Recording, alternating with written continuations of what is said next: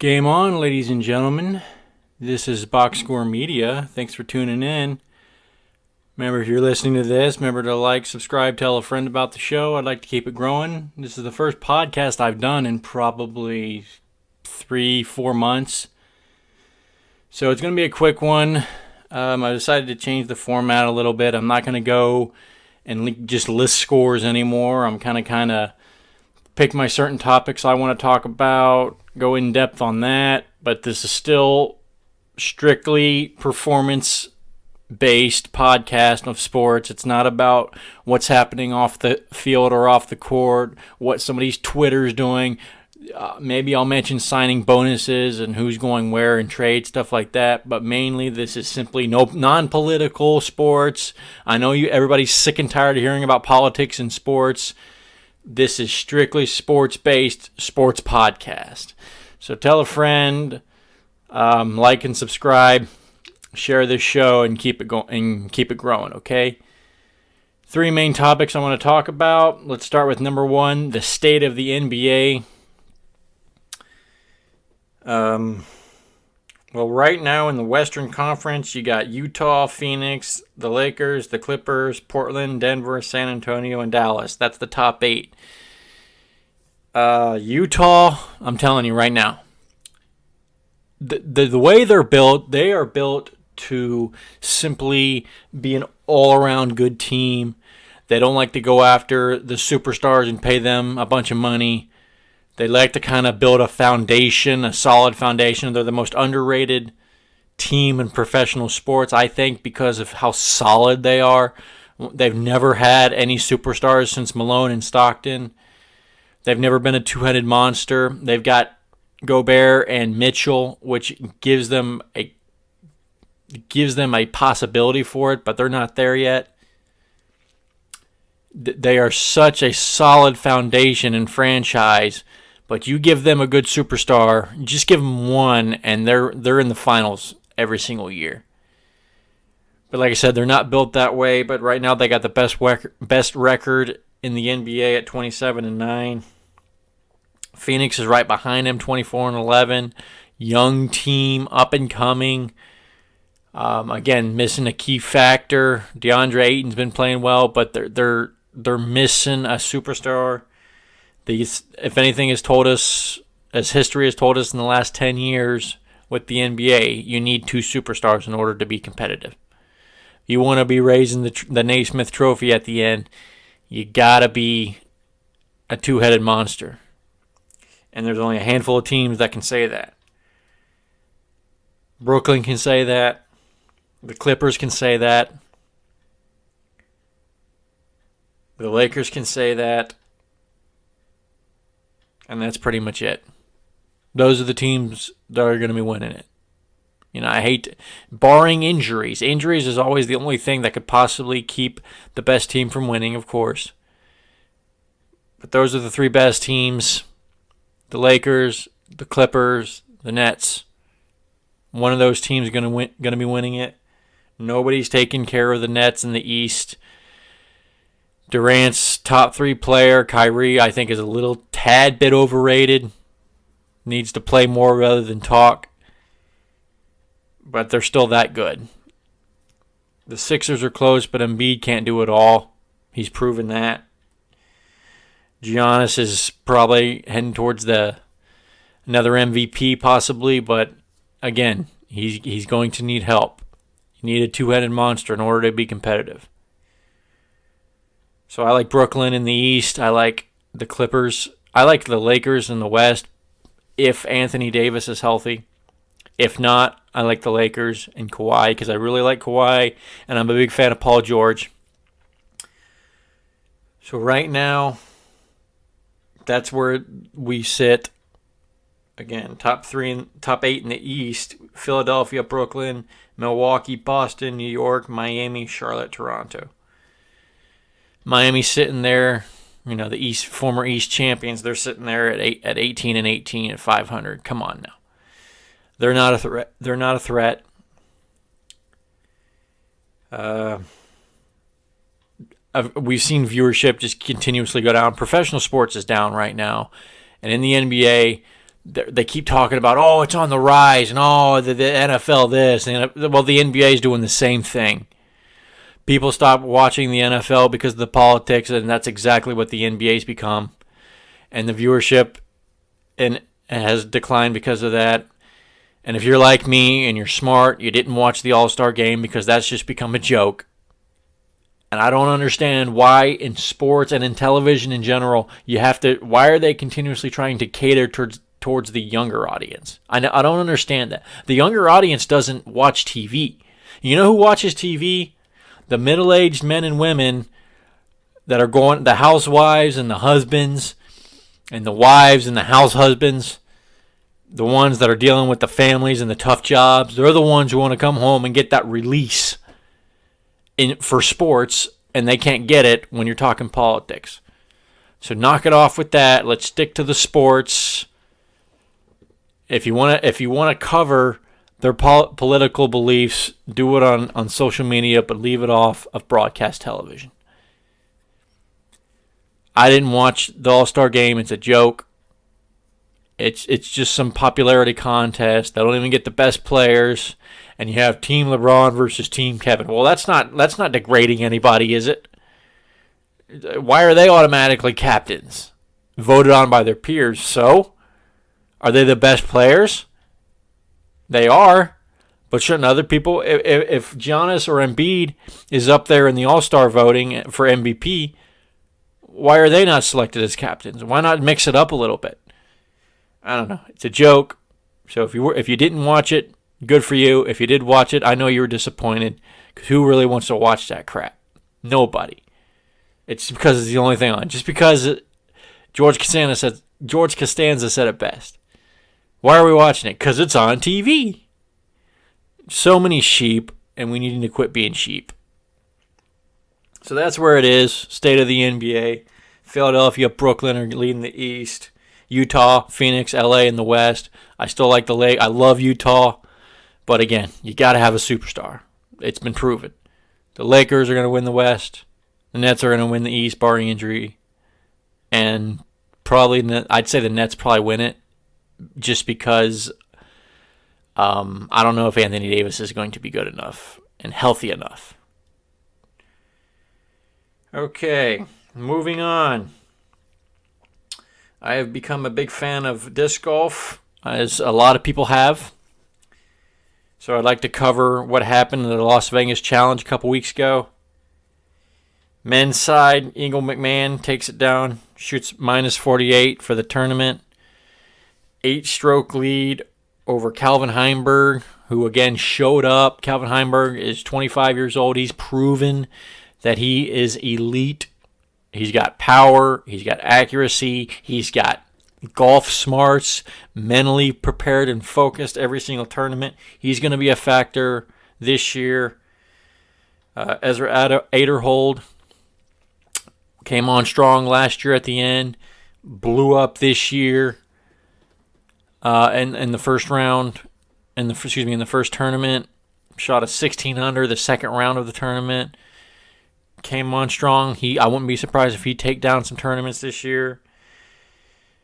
James Conrad finished 11th, but he was one of my surprise. I said he would be the breakout star this year because last year I thought it was the pandemic was in his head a little bit. He made the move from Innova to MVP, and the difference that he showed, the improvement that he showed from the All-Star Challenge to the Las Vegas Challenge was unbelievable. I think he's going to get dialed in. I think he's going to end up taking down some tournaments this year. Look out for him.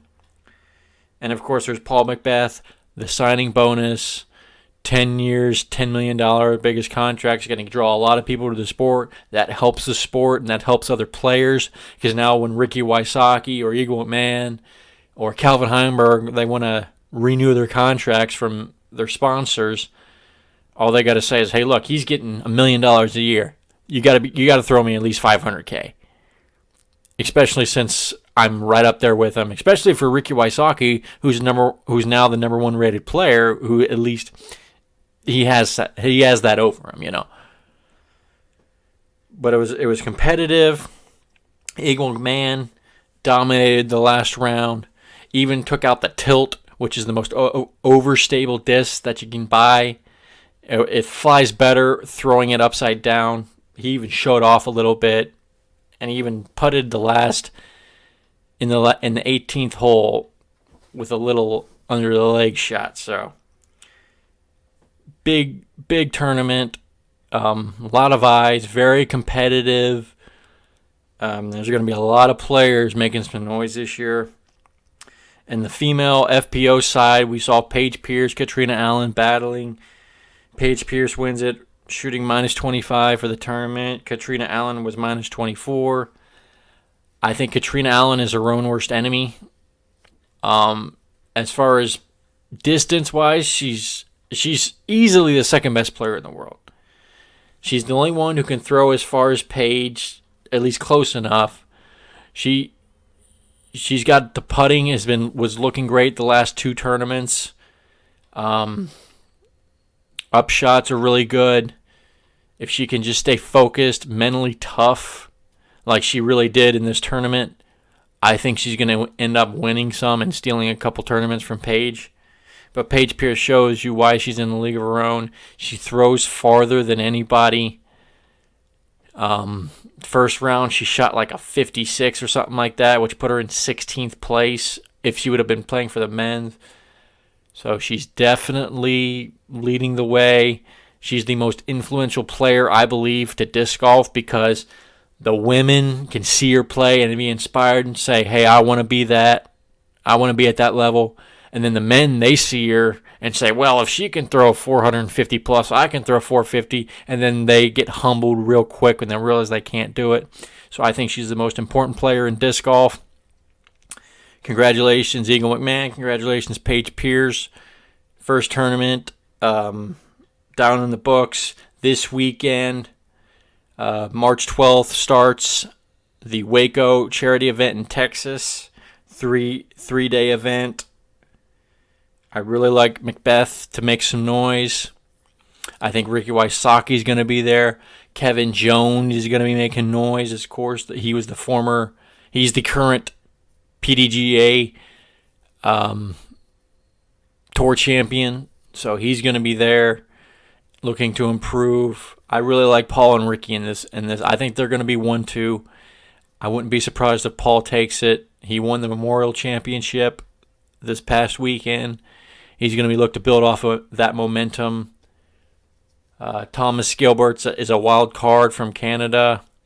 I think he's somebody that can make some noise. He's got power, sneaky power. So look for them. But it's Ricky and Paul show this weekend. All right. And now finally, let's touch on the men's basketball tournament. I've said this before. I'll say it again, especially now. If you're Michigan State, if you're Kentucky, if you're Duke, if you're Kansas, and you're North Carolina, if you're one of those 5 teams and you're not in the top 10, you're underachieving and it's disappointing. And only one of those teams are in the top 25, and that's Kansas, and they're 11th at 19-8 record. This has just been a down year for men's basketball. They're the most popular teams in college basketball, and they're down. Top 10 right now, you got Gonzaga, Baylor, Illinois, Michigan, Iowa, Alabama, Houston, Arkansas, Ohio State, and West Virginia. There's only a handful of teams that I can see can win the tournament. I think Gonzaga, undefeated right now, has got a shot. I think Baylor's got a shot. I think Michigan's got a shot. I think Iowa can make some noise with Luka Garza. They can make an Elite Eight run. They get senior leadership. And to me, that's it. There's nobody else unless they make a Cinderella run, which could be possible this year. You know, it's Gonzaga, Baylor, Michigan, and Iowa, I think, are the top 4 teams you need to look out for. And I wouldn't be surprised if Gonzaga wins the whole thing, goes undefeated. But look out for Michigan. That's my second pick. Gonzaga 1, Michigan 2. And, you know, a couple of teams, we saw the low-level teams, the lower conference teams punch their ticket already. We'll see what they can do. Cinderella is definitely going to happen this year, but I really like Michigan and Gonzaga. Expect them to go far in the tournament and cut down the nets. And also, again, viewership for men's basketball is down because of those teams not being good. Their little bubbles they want to play in. Again, basketball right now this year is just going to be down. Get used to it. They'll never overtake football for viewership. It's just America's sport, and it's going to be for a while. All right, ladies and gentlemen. Oh, and I also wanted to say one thing about the UFC 259 pay-per-view. We saw Israel come up short for his bid to become a champ. But appreciation to Jan Blachowicz coming out there. I love it when UFC fighters have a great game plan going into it. He knew he had a size advantage, and he used that against Israel, smothered him, wore him down, ended up winning a unanimous decision, keeping the title. On a sad note, Megan Anderson, who lost with the challenging Amanda Nunes for the featherweight title, she loses. Just found out today she's no longer with the UFC. They did not renew her contract. So about that, you lose a title fight to the greatest female fighter of all time, and you're basically cut the next day. Ridiculous. Dana White better be careful about who he thinks he's trying to make stars. He puts all his eggs in one basket, and it's been disappointing with Conor losing, with Israel losing, and a lot of these stars not. And if John Jones isn't active, and Israel doesn't get back on the winning train, he's going to be very disappointed as far as building stars, because there's only a handful of stars they got. And they could have more, but again, he puts all his eggs in one basket, tries to make these super fights for no reason, and he ends up, and so far, it's been biting him in the ass this year. But congratulations to Jan Blachowicz, Amanda Nunes. I'm not going to congratulate Aljamain Sterling. You won by DQ. You were getting beat. You were laying on the ground. And the only thing I got to say is I'm not going to completely accuse him of faking it. But I've never seen somebody get hit with a big shot, even a knee, and wallow around on the ground afterwards. I've never seen that. I've seen them lay there still while the referee checks on them and tells the other guy or girl, go to the corner. I've never seen a fighter wallow around on the ground like he did. That, to me, tells me he was hurt, but he could feel pain, but he wasn't out of it like they thought he was. So I don't know. But Peter Yan's going to get his rematch, and I think he's going to end up getting his belt back. So I can't wait for that. I am tapped out, ladies and gentlemen. Again, this will only be uploaded to YouTube. I have no idea when I'm going to be doing these podcasts. Again, it's going to be a different kind of format, simpler, still non-political sports podcast, and we'll go from there and just get better and better every day. So thanks for tuning in, and I will catch you next time, players.